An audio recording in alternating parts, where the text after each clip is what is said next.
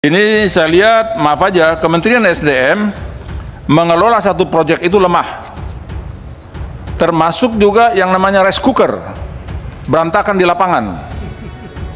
PJUTS juga berantakan, sampai hari ini masih banyak yang belum selesai. Ini soal bagaimana manajerial ini. Manajerial know-how, bagaimana praktisnya di lapangan. Jadi ini uang negara, uang rakyat, Pak. Saya kecewa juga. Kok begini Kementerian SDM? Rice cooker juga babak belur di lapangan itu. Biar tim saya semua sampai heran. Biarpun dari jatah yang ada di dapil saya itu hanya 1000 yang direalisasikan di sana. Itu nggak benar itu. Tolong dijelaskan juga supaya publik tahu. Kalau ada proyek-proyek untuk kementerian itu harus di-manage secara baik, Pak, supaya efektif untuk rakyat. Salam sejahtera untuk kita semuanya. Pak Ketua dan teman-teman anggota Dewan yang terhormat, Pak Menteri dan para dirjen jajaran yang saya hormati, terima kasih atas pemaparannya Pak Menteri, karena ini langsung to the point. Ini mengenai kinerja sektor SDM tahun 2023, karena ini saya memberikan respons terhadap apa yang tertera di penjelasan Pak Menteri.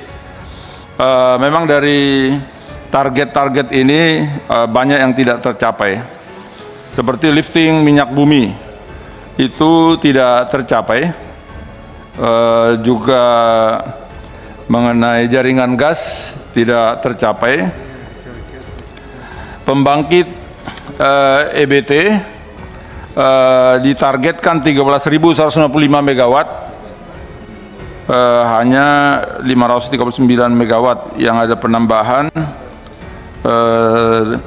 Itu yang dari sektor migas dan subsektor listrik. Terus di sini tidak disampaikan bahwa PJUTS itu sektor energi EBTKE yang juga parah di lapangan, Pak Menteri. Ini saya lihat, maaf aja, Kementerian SDM mengelola satu proyek itu lemah. Termasuk juga yang namanya rice cooker, berantakan di lapangan. PJUTS juga berantakan, sampai hari ini masih banyak yang belum selesai. Ini soal bagaimana manajerial ini. Manajerial know-how, bagaimana praktisnya di lapangan. Jadi ini uang negara, uang rakyat, Pak. Saya kecewa juga. Kok begini Kementerian SDM? Rice cooker juga babak belur di lapangan itu. Biar tim saya semua sampai heran. Biarpun dari jatah yang ada di dapil saya itu hanya 1000 yang direalisasikan di sana. Itu nggak benar itu. Tolong dijelaskan juga supaya publik tahu. Kalau ada proyek-proyek untuk kementerian itu harus di-manage secara baik, Pak, supaya efektif untuk rakyat. Juga PJUTS itu pembangunannya dibangun hanya baru bikin fundasinya, tapi nggak dibangun-bangun juga. Tadinya rakyat udah mengharap, waduh ini perjuangannya anggota dewan kita, wakil kita luar biasa katanya. Tapi tunggu 6 bulan juga nggak naik-naik dia tiangnya. Kita jadi malu. Akhirnya tim kita ini lobby terus ke rakyat, oh sabar melulu. Lama-lama pas mau pemilu mereka juga nggak sabar udah. Ini nggak benar nih, janji melulu katanya. Maksudnya janji diperjuangkan gitu kan, itu kita perjuangkan. Untung masih terpilih, alhamdulillah. Iya kan. Jadi ini nggak benar semua ya. Aduh, ini malah kontraproduktif, karena kita janji-janji tapi bisa nggak direalisasikan. Kita janji, kita perjuangkan supaya penerangan di jalan gelap ini jadi terang, yang mau ke musola jadi terang, mau ke makam jadi terang, ya kan. Mau ke sekolah yang terang, yang banyak jalan yang muda-mudi suka nongkrong jadi terang. Iya, tapi nggak terang-terang juga. Ini Pak Menteri, ini soal bagaimana manajerial. Ini Pak Bintang 3 Purnawirawan ada di situ. Soal manajerial, Pak. Itu operasional di lapangan. Saya juga dulu lama rekanan TNI AL, Pak, 10 tahun. Zaman tahun masih saya umur 23 sampai umur 33. Beberapa Panglima Korin Lamil teman saya, bintang-bintang 2, masih muda saya. Iya, mas sekarang lebih muda lagi, milenial. Iya betul Pak. Pak Haji Wagiman itu dulu CS saya itu, kental saya. Pak Supangat, CS saya itu.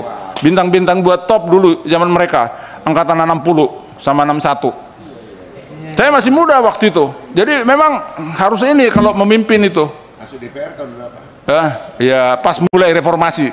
Kalau nggak reformasi saya nggak jadi DPR RI. Beda dengan Pak Ridwan. Iya kan? Iya makanya saya kan reformasi aja. Alhamdulillah 5 periode. Iya. Jadi itu saya ke rakyat aja.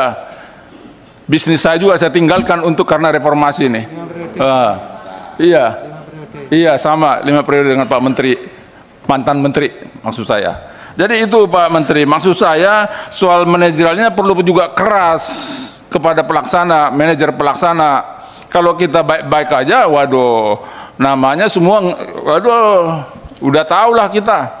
Kadang-kadang perlu keras itu.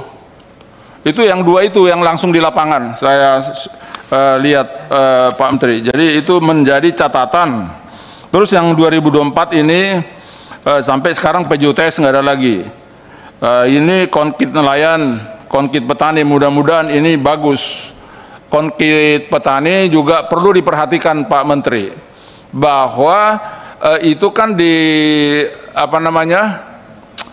rakyat petani yang mau memperoleh itu kan harus dicari datanya, artinya orangnya, petaninya yang pas untuk memperoleh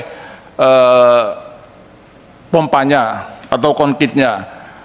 Itu diperhitungkan anggaran operasionalnya. Jangan sampai anggaran yang melaksanakan pun di situ baik dari Kementerian SDM maupun dari Pemda maupun dari tim-tim itu tidak ada. Seperti kemarin saya untuk di Kabupaten Pemalang untuk 1000 konkit saya keluarkan anggaran 74 juta Pak Menteri operasional supaya bersih. Jadi tidak ada pungutan kepada si petani 1 rupiah pun. Artinya sehingga viralnya tis gratis, betul-betul gratis, tidak ada pungutan. Jadi kalau kita memberikan gratis, diupayakan di anggarannya. Tapi kalau enggak diberitahu bahwa ini artinya anggota dewan yang mau memperjuangkan untuk dapilnya harus mempersiapkan anggarannya sendiri. Jadi kita tahu, kalau tidak tahu kita biarkan, tahu-tahu ada pungutan di lapangan, bahaya juga Pak Menteri. Nah, hal seperti itu informasi buat Pak Menteri untuk disampaikan ke tim operasional di level dirjen dan juga ke level direktur Pak Menteri. Terus yang berikutnya ini terakhir soal izin-izin ini, yang ini memang sangat ini tolong dijelaskan ini kenapa ini banyak ini dicabut-cabut ini oleh BKPM, mineral 1749 IUP, batu bara 302 IUP, total 2051 IUP, dan ini sudah menjadi opini publik. Nanti tolong dijelaskan secara detail supaya publik juga mendengarkan. Demikian Pak Menteri, Pak Ketua, terima kasih.